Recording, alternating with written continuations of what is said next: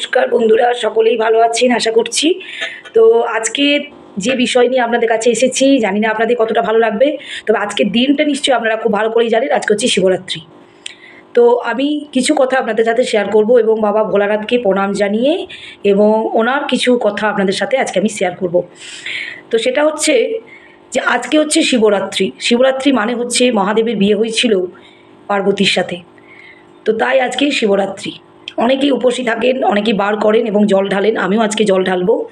তো যারা যারা জল ঢালেন তাদের কিছু নিয়ম হয়তো আপনারা জানেন, তবু মানুষের তো ভুল ত্রুটি হয়েই থাকে না।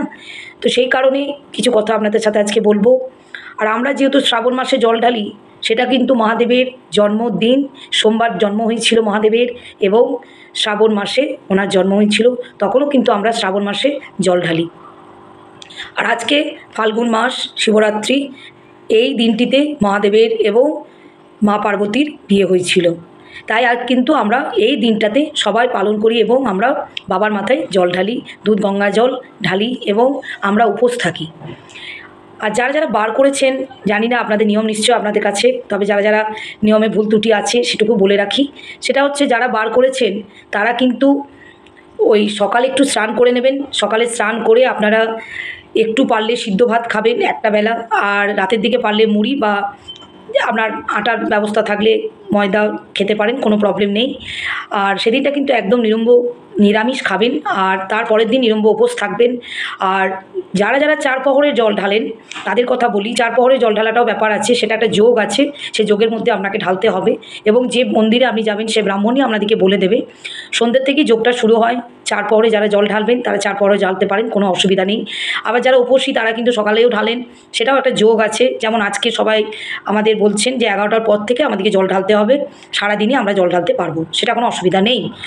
আর নিয়মগুলো যেটা আমাদের বাবা ভোলানাথের সবথেকে লাগে সেটা হচ্ছে বেলপাতা এবং বাতাসা। ওনার কিন্তু খুব একটা বিশেষ কিছু লাগে না, কারণ উনি ওই অল্পতেই সন্তুষ্ট। তাই কিন্তু তিনি বাবা ভোলানাথ, এবং আমরা সবাই তাকে আরাধনা করি এবং তাকে ডাকি যাতে উনি আমাদের মনস্কামনা পূর্ণ করেন। আর উনি করেনও। যদি আপনি মন থেকে ওনাকে ডাকেন আপনি নিশ্চয়ই সাড়া পাবেন। তাহলে আমি আর একটা গল্প আপনাদের কাছে আজকে তুলে ধরি। সেই গল্পটা, মূল কথাটায় আমি আবার ফিরে আসছি।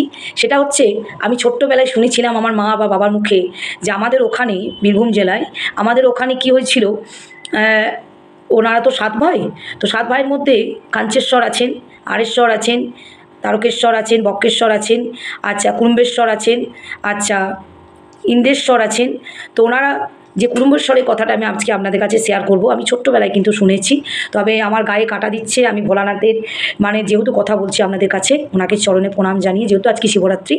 তো সেটা হচ্ছে যে শুনেছিলাম এক ছোট্ট বাগাল মানে ছোট ছেলে মাঠে গিয়ে মাটি করছিল। তো সেক্ষেত্রে একটা আওয়াজ ওঠে, যেমন পাথরে লাগলে যেমন একটা আওয়াজ আসে, সেই রকম একটা আওয়াজ আসে। তখন ওই ছেলেটি বাড়ির লোকদের ডেকে নিয়ে আসে, বড়দের, এবং এসে দেখায় যে এখানে কিসের আওয়াজ উঠলো। তো আওয়াজ ওঠার জন্য ওনারা কিন্তু পুরো মাটিটা খুঁড়ে নিয়ে দেখেন যে বাবা ভোলানাথ উনি ওখানে আছেন বসে, এবং যেখানটায় মানে লেগেছিল ওখানটা কিন্তু ওনার কাটা গেছে।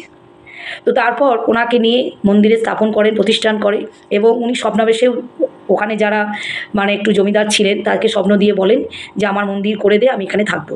তো সত্যি আমার গায়ে কাটা দিচ্ছেন।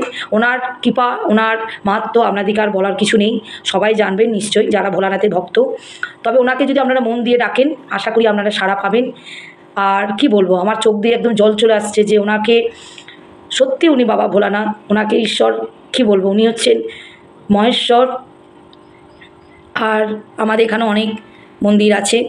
তো আমি দেখি, আমার হয়তো যাওয়া হবে কি না আমি জানি না, কারণ প্রচুর লাইন পড়ে আমাদের এখানে আরেশ্বরে, দুর্গাপুরে। তো আমি দেখি বাড়িতেই ঢালবো। তো আপনারা সকলেই ভালো থাকুন। আজকে শিবরাত্রির দিন, সকলের মঙ্গল হোক, সবাই সুস্থ থাকুন। আজকে এইটুকুই। আমি আবার পরের ভিডিও নিয়ে ফিরে আসছি। আর বাবাকে মন দিয়ে ডাকুন, আশা করি আপনাদের মনস্কামনা পূর্ণ হবে। টাটা।